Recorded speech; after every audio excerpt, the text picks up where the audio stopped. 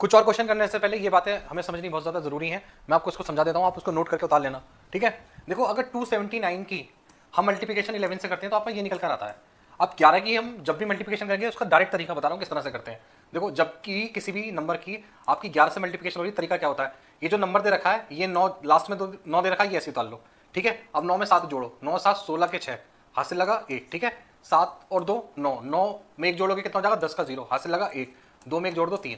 तो डायरेक्ट निकालने का तरीका आप समझ गए होंगे। इसी तरह से और देखो, अगर किसी नंबर की हम 11 से मल्टीप्लिकेशन कर रहे हैं तो इसका ये आंसर निकल कर आता है। देखो ये दोनों सेम आ गए, नहीं आ गए। अब डायरेक्ट तरीका कैसे होगा, ये 8 हमने यहाँ करा, यहाँ पर ऐसे रख दिया। अब इस 8 में 7 जोड़ा, 8 7 15 के 5, हाथ से लगा 1, ठीक है। 7 और 6 13 के 3, 13 के 3 और 13 में 1 जोड़ेंगे 14, 14, ठीक है। फिर हाथ से लगा 1, फिर 6 और 5 11, 11 में 1 जोड़ेंगे 12, हाथ से लगा फिर 1, 5 में 1 जोड़ दो, ठीक है 6।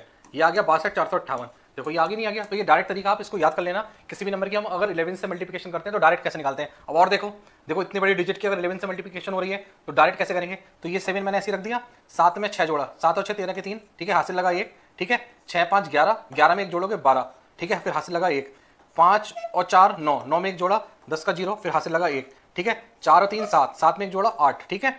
3 और 2 5, 5 ऐसे लिख दिया और ये 2 ऐसे आ गया। ये आ गया 25 80 237, 25 80 237। देखो ये आपका निकल कर आ गया, ठीक है। तो ये डायरेक्ट तरीका आप याद कर